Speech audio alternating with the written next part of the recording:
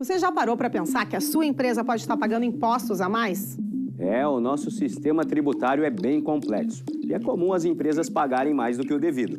Saiba que é possível recuperar os valores dos últimos 5 anos e reforçar o seu caixa. A Fortus Tax é especialista no assunto e já ajudou muitas empresas nos seus 18 anos de atuação. E o mais importante, você só paga pelo serviço depois que o dinheiro estiver na sua conta. Fortus Tax. Pagar o justo é o nosso forte.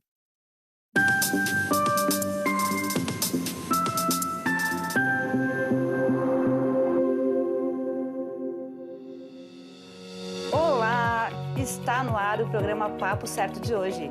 Comigo, Amanda de Oliveira e Evanira Guiar. Olá, sejam bem-vindos a mais um Papo Certo. Hoje vamos tratar sobre questões ligadas ao direito trabalhista. E está conosco no Papo Certo o Dr. Jorge Araújo, juiz do trabalho. Seja bem-vindo ao Papo Certo, Dr. Jorge. Ele que vai esclarecer todas as dúvidas sobre as audiências trabalhistas e preparação das partes. Boa noite, doutor. Obrigado por aceitar o nosso convite e bem-vindo ao Papo Certo. Boa noite, Amanda. Boa noite, Evanir. Um grande prazer e satisfação conversar com os ouvintes de vocês, com os telespectadores de vocês. E se você tem alguma dúvida sobre esse tema, nos envie a sua pergunta pelo nosso WhatsApp 51 3029 8080, que o Dr. Jorge vai responder a todas as dúvidas sobre esse assunto aqui no Papo Certo. Nós voltamos em 30 segundos.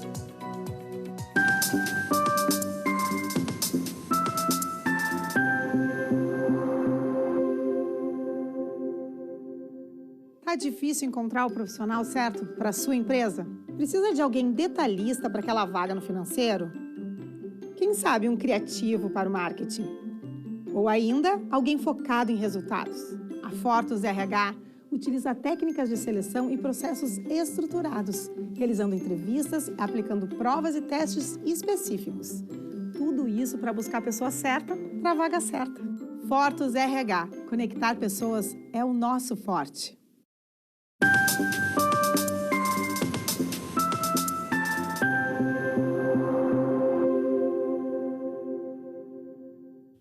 O Papo Certo está de volta e eu quero iniciar esse bloco agradecendo a presença do Dr. Jorge Araújo, pois hoje no Papo Certo nós vamos falar sobre audiências trabalhistas e preparação das partes. Alguém já escutou algum amigo ou familiar dizendo que vai colocar a empresa que trabalhou na justiça, e pelos mais variados motivos. Então, a primeira pergunta de hoje é: quais são os principais motivos que o ex-empregado coloca a sua empresa na justiça? Boa noite. É cada vez mais comum, né, os processos trabalhistas, as pessoas demandarem. A questão principal, né, que a gente pode dizer, que leva o trabalhador a colocar a empresa na justiça é ser despedido, estar desempregado, perder o emprego, né, vai levar ele a, né, quando insatisfeito com essa situação, procurar um advogado para, né, ver os seus direitos, né? E daí também algumas outras situações dentro dessa situação, né? Principalmente quando o trabalhador se sente injustiçado na relação, né? Não necessariamente por perder o emprego ele vai entrar na justiça, mas às vezes quando ele se sente injustiçado, quando ele vê que houve algo errado, ou às vezes até percebe que a empresa não é honesta nas suas relações, né? Ele vai procurar, né, identificar se tem algum direito e ele vai procurar um advogado para isso. Então, a situação mais comum é no momento do desligamento e que ele se sente prejudicado naquele momento da rescisão, então é que ele vai procurar ali a justiça para ver o seu direito. Exatamente, a gente chama às vezes a gente diz que é a justiça do desempregado, né? Uma grande parte dos processos é de pessoas desempregadas contra o ex-empregador. É difícil o trabalhador entrar com ação com um processo em andamento, exceto algumas situações mais pontuais, né? Por exemplo, estatais, né? Quando trabalha para estatal, ele continua trabalhando e entra com a demanda. Mas geralmente, né, a regra geral é o trabalhador desempregado entrar com a ação na Justiça do Trabalho. Obrigado. E no caso, doutor, para ele ajuizar uma ação, qual é o passo a passo? Bom, o pessoal fala que tem o jus postulante, que a pessoa poderia entrar com processo diretamente na Justiça. Hoje em dia isso está cada vez mais em desuso, é possível ainda, mas é muito complexo. Então, o ideal é procurar um advogado, né, conversar com um advogado de confiança, né, ou o sindicato, se não tiver um advogado de confiança, e, né, expor a situação, apresentar as questões, documentar, principalmente levar os documentos, né, da relação, levar a carteira de trabalho, levar o contrato de trabalho, todos os documentos que tiver, procurar o advogado, consulta o advogado, vai conversar com o advogado. O advogado trabalhista, ele também vai fazer uma entrevista, né? Às vezes a pessoa acha que tem alguns direitos, eu sempre digo, às vezes a pessoa vai conversar com o advogado achando que tem alguns direitos, o advogado identifica assim, não, olha, essas situações tu não tens, mas ele pode, né, um advogado bom, eficiente, ele vai entrevistar e dizer, não, tu não tem esse direito que tu achava que tinha, mas tu tem esse outro direito que tu nem sabia que estava sendo lesado. Estávamos comentando nos bastidores Sim. que a primeira audiência acontece, na verdade, com o seu advogado. Exatamente, o advogado, eu sempre digo, o advogado é o primeiro juiz da causa, né? Então ele vai analisar, vai perguntar, o interrogatório, né, que se faz no processo, na verdade ele é uma entrevista, né? O interrogatório, o depoimento pessoal são modalidades de entrevista. Então o advogado vai entrevistar, né, o cliente para saber como é que foi a relação, o que ele traz, né, como se desenrolou o contrato de trabalho ao longo de todo o tempo. E daí ele vai identificar algumas situações, porque ele já é um especialista da área, ele vai já perguntar e já vai identificando situações onde pode ter havido alguns problemas, né, que pode gerar um processo. Muito bem, tenho mais uma pergunta.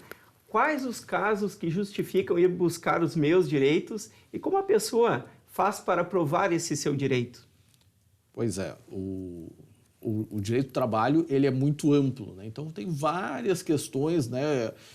Dos processos é o que das relações de direito é uma das que mais gera direitos, né? Então o trabalhador vai identificar isso, mas os principais, né? Horas extras, né? É muito comum. A rescisão, né? A forma da rescisão já é muito comum que a empresa desligue o empregado em um momento de crise, então às vezes não paga algumas das parcelas, às vezes não paga nenhuma das parcelas rescisórias. E daí outras questões também, acidente de trabalho, né, gera muitos processos, questões relacionadas à higiene e segurança do trabalho, como insalubridade, periculosidade, também geram muitos processos, né? Então são várias situações que podem gerar processos, reajustes salariais, né, índices de reajustes, são várias questões que podem ensejar o nosso processo. Bom, e falando em dinheiro, doutor, e em casos que a pessoa está tentando apenas ganhar um dinheirinho, se o ex-funcionário perde a causa, ele é obrigado a pagar alguma coisa para a empresa? Houve em 2019 teve a reforma trabalhista, né? Anteriormente não havia, né? Havia a gratuidade da justiça, né? E o trabalhador, ainda que perdesse a ação, ele não seria condenado a honorários. Nessa reforma trabalhista de 2019, houve esse estabelecimento. Olha, é necessário pagar, né, pelo que perde, é necessário pagar o advogado da parte contrária. Mas essa regra, né, essa lei, ela caiu no Supremo Tribunal Federal, então, atualmente, né, o risco do trabalhador, claro, né, vai depender muito também se o trabalhador tem renda, se ele tem condições, o grau de má-fé do processo, né? Mas o ideal é, né, se não tem direito, não entrar com ação, né? Mas, em tese, a consequência de um processo que seja só para ganhar dinheiro é baixa, exceto que o próprio trabalhador perde tempo também, né? Se ele não tem direito, ele vai perder um tempo precioso, vai perder o tempo do advogado, e tempo é dinheiro também, né? Então, e também tem que as cuidar custas disso aí. do advogado, né? Também, exatamente. O advogado, alguém vai estar pagando essa despesa, né? Com certeza. Bem. E qual o tempo máximo para se pagar uma dívida trabalhista pelo empregador, no caso? Existe o que se chama de prescrição, né? Então, quando o trabalhador é desligado da empresa, né, ele tem 2 anos para entrar pedindo as indenizações decorrentes do contrato e relativo aos 5 últimos anos, né? Então, ele tem 2 anos para entrar, pedindo os últimos 5 anos. Né? Se ele entrar no final dos 2 anos, ele pede só os 3 últimos anos do contrato. Né? Então, esse é o tempo de... Em regra, é esse. Né? Mas vai ter algumas situações específicas. Uma dúvida, em relação ao fundo de garantia, aí gera alguma dúvida, porque o fundo de garantia seriam 30 anos. Mesmo assim, o trabalhador que ingressar ali no final do prazo de 2 anos, retroagindo 5, ele só terá direito àqueles 3 últimos anos trabalhados? Pois é. Apesar da lei do fundo de garantia falar em 30 anos, né, e sempre foi assim, o ministro não, o STF, numa voto de relatoria do ministro Gilmar Mendes, alterou esse entendimento e agora o fundo de garantia também só pode pedir os últimos 5 anos. Apesar da característica previdenciária que tem, se entendeu que o fundo de garantia também prescreve em 5 anos. Mas hoje também o empregado também tem condições de acompanhar esse seu saldo do fundo de garantia. Hoje, com a digitalização, com o mundo digital que a gente vive, também tem essa facilidade. Né? Então, é importante o empregado também ir acompanhando os depósitos do seu fundo de garantia, né? Para evitar que aconteça tudo isso. Hoje em dia a gente tem mais meios, né? No aplicativo aqui, a gente tem toda a nossa vida, né? Então, exatamente por essa falta de contato, antigamente tinha uma tolerância maior. A própria Constituição previa que os rurais teriam um tempo de prescrição maior, mas depois acabou igualando tudo, né? E a gente fica nesse período aí. Então, o trabalhador tem que estar atento, quando tu fala, o trabalhador tem que estar atento porque tá perdendo. Senão, se ele não reclamar, está perdendo. Muito obrigado. Mais uma pergunta, doutor. E se o ex-funcionário não tem provas, apenas testemunhas, isso conta de que forma no processo? E quais são os tipos de provas mais interessantes para os casos, então? Pois é, a gente tem uma hierarquia, vamos dizer assim, uma hierarquia de provas. Né? Quanto mais concreto, né? Se eu tenho um documento, se eu tenho alguma gravação, se eu tenho alguma filmagem, são provas melhores, mais concretas para demonstrar esse direito. Agora, se não tiver, né, e o trabalhador nem sempre tem o acesso aos documentos, a empresa que tem esse acesso aos documentos e tem a obrigação de documentar, a empresa tem a obrigação de formalizar o contrato, tem a obrigação de assinar a carteira, tem a obrigação de registrar o contrato, tem a obrigação de registrar a jornada. Né? Então, o trabalhador nem sempre tem acesso a esses documentos que ficam com a empresa. Então, vai ter 2 situações. Como a empresa tem a obrigação de ter esses documentos e a empresa às vezes não traz esses documentos, por exemplo, jornada, né, já vai haver uma presunção favorável ao trabalhador. Né? Mas, claro, o trabalhador também tem as testemunhas como uma forma de corroborar suas teses. Né? Então, a testemunha, a prova testemunhal e às vezes até o próprio depoimento da outra parte, né, servem para provar isso. Em horas extras é muito comum a gente precisar dessa prova da testemunha para demonstrar esse direito. E se esse trabalhador não tem nem testemunha, como é que fica? Pois é, não é tudo que a gente consegue obter. Né? Às vezes tenho até um ditado que diz, olha, se tu tem o fato, mas tu não tem como provar, tu tem uma boa história, né? Mas não tem a demonstração e talvez o juiz não consiga, né, dentro dessa falta de elementos probatórios, né, que a prova serve para gerar convicção no juiz, né, para o juiz decidir, né, seguro do direito. Se não tiver provas, talvez possa acabar não ganhando, não obtendo, não concretizando o seu direito. E, doutor, existem casos de pagarem testemunhas para prestar depoimento falso em audiência?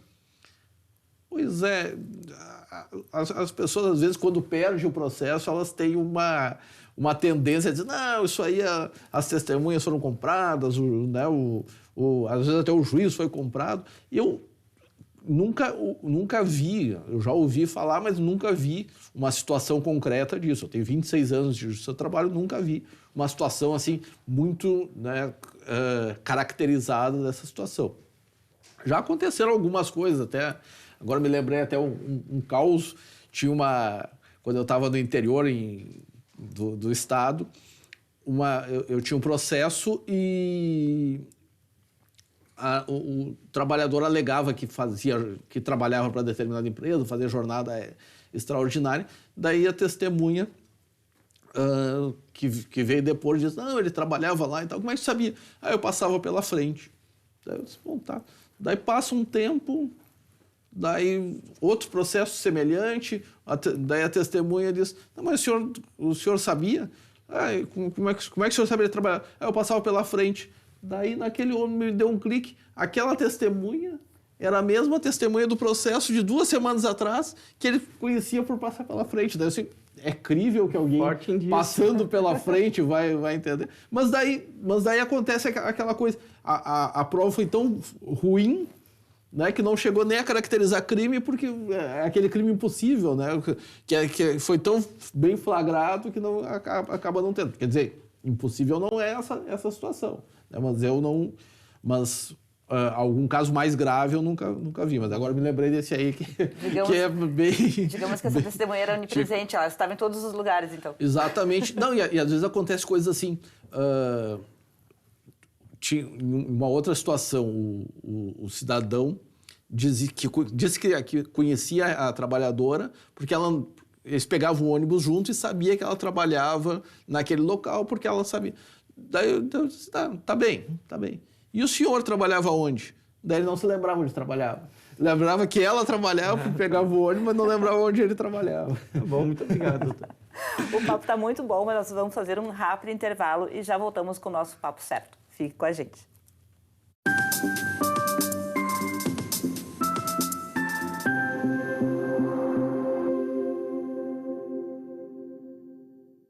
Em tempos de juros altos, margens reduzidas e incertezas, rever estratégias é fundamental para manter o seu negócio competitivo. Esse cenário exige planejamento e organização financeira. Nessas horas, qualquer ajuda é bem-vinda, mas a ajuda de um especialista é necessária. A Fortus Consulting conhece na prática e tem as soluções adequadas para cada situação. Fortus Consulting. Melhorar os seus resultados é o nosso forte.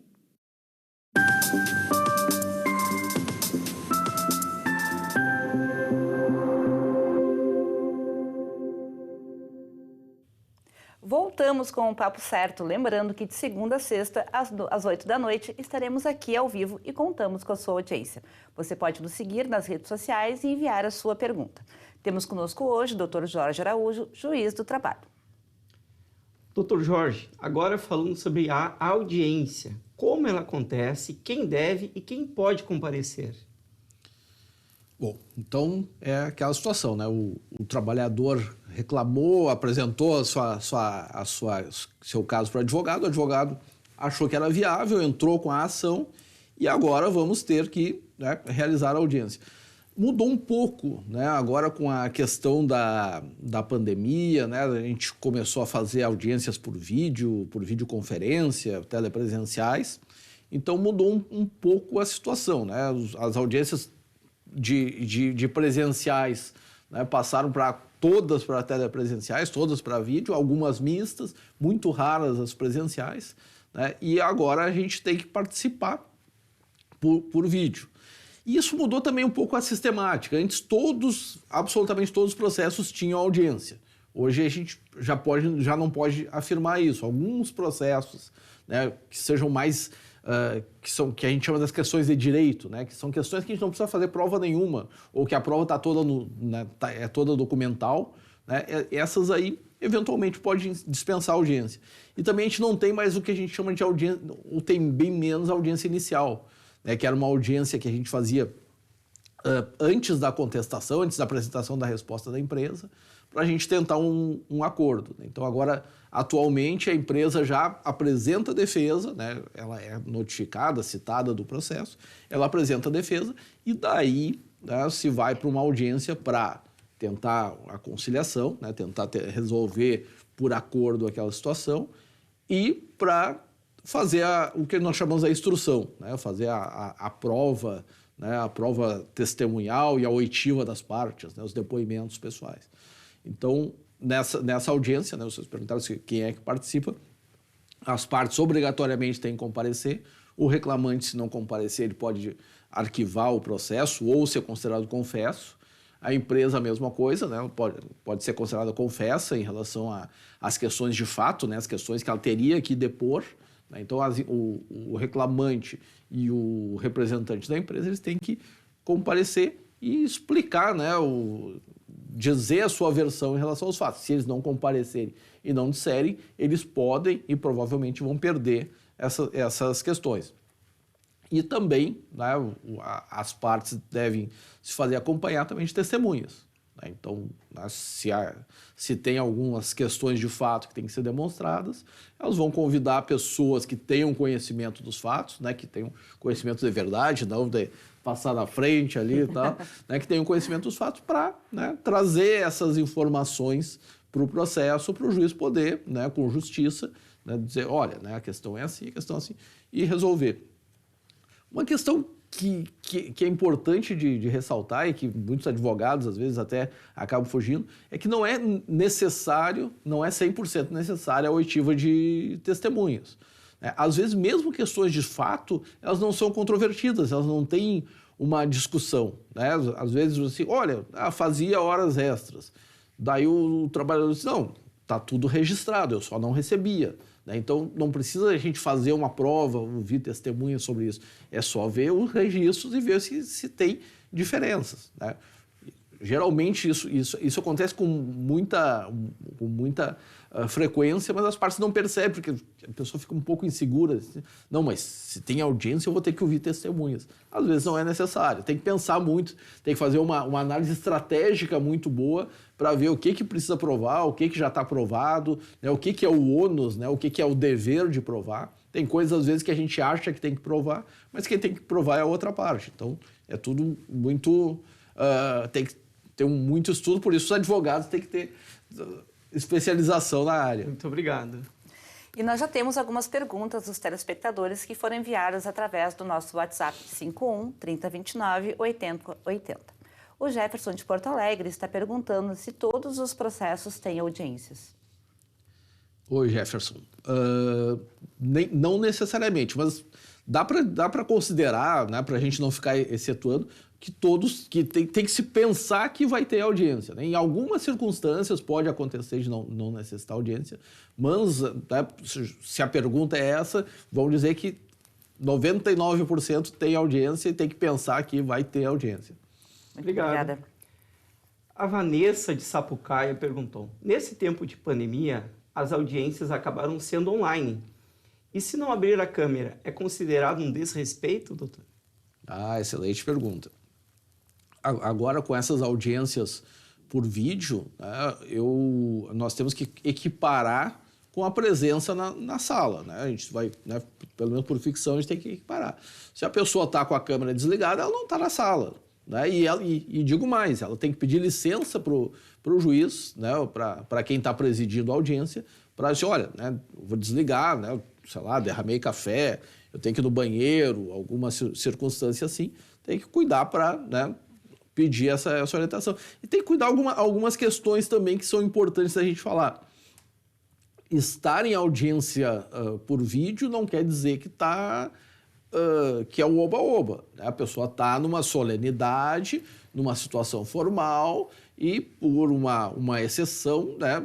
E por sorte ela não precisou se deslocar, não precisou ir, mas ela está numa situação formal. Então ela não pode estar fazendo as unhas, não pode estar num bate-papo. Preferencialmente não estar em um carro, às vezes a gente até entende, né? Às vezes uma testemunha precisa se retirar do local, ela está trabalhando, ela se retira do local, vai para o seu carro para prestar o depoimento, mas né, tudo, né, ela tem que ter um máximo respeito, né, a formalidade, não é respeito todo mundo tem que ter sempre, né, a máxima formalidade de quem está numa audiência, né, tem que guardar a comparação com uma audiência normal, presencial. Muito obrigado. Temos mais uma pergunta aqui, então. O Victor, de Novo Hamburgo, perguntou, quando a empresa não dá escolha para ele fazer hora extra, ele pode processar? Boa pergunta. Victor, a gente tem que levar em consideração que quando a gente vende o nosso tempo de trabalho, né, quem está comprando ela tem direito a algumas exigências. Mas não né? é obrigação de forçar que o empregado faça horas extras. Daí, pois é, mas se a empresa precisa, né, em alguma circunstância, ela pode pedir, né, daí vai vigorar o bom senso, né, mas a empresa pode, né, se é uma situação que ela de fato necessita horas extras ou que, né, faz parte do tipo de relação, ela pode pedir e, eventualmente, o trabalhador pode negar ou também pode até gerar um problema disciplinar ele negar ou não fazer horas extras. Mas vai depender muito do caso, a gente não pode generalizar, mas eu diria que a empresa pode, né, exigir horas extras, assim como o trabalhador pode se negar. Certo. Vemos muitas pessoas falando em processar o local que trabalhou, mas também é comum, por parte das empresas, processar ex-funcionários? Esse tipo de coisa é mais fácil dizer que é possível, mas não é muito comum, né? Em algumas circunstâncias pode acontecer, né? O trabalhador recebeu um salário, um valor a mais, não devolveu, ou se apropriou se apropriou não, mas recebeu um uniforme, não devolveu, né? Algumas circunstâncias assim, pode, né? A competência é do seu trabalho e a empresa pode demandar. Mais comum que acontece é a empresa entrar com o que a gente chama de reconvenção, né? O trabalhador entra com a ação e a empresa entra com a reconvenção, fazendo um pedido, né, em relação a ele, pedindo às vezes para abater de eventual crédito. Né? Mas equipamentos também é possível que aconteça. Equipamentos, às vezes mudar uma situação, por exemplo, o trabalhador recebe a adicional de salubridade por força de uma decisão judicial, a empresa pode pedir uma outra decisão reconhecendo que não há mais, né, que pereceu essa insalubridade. Então, mas é possível, mas é bem raro, assim, é muito raro esse tipo de ação. Digamos 1% dos casos. Ou menos. Ou até menos. Está certo, então. Bom, muito obrigada a todos. Os esclarecimentos do doutor, muito obrigada também. Obrigada pela sua audiência. Muito obrigado, doutor, pela sua participação e obrigado à audiência. Lembrando que o Papo Certo é reprisado de segunda a sexta-feira, às 7h30 da manhã, aqui na Ubra TV. Muito obrigado, gostei muito de participar, debater esse papo com vocês aqui e fico à disposição aí para outras reuniões. Certo, então, muito obrigada, doutor. Nós voltamos amanhã ao vivo para mais um Papo Certo com o doutor Marcelo Becker, advogado especialista em Direito da Família, que faz parte do escritório Becker e Moraes, falando sobre guarda compartilhada. E se você tem alguma dúvida sobre esse tema, pode nos mandar pelo WhatsApp 51 3029 8080. Até lá!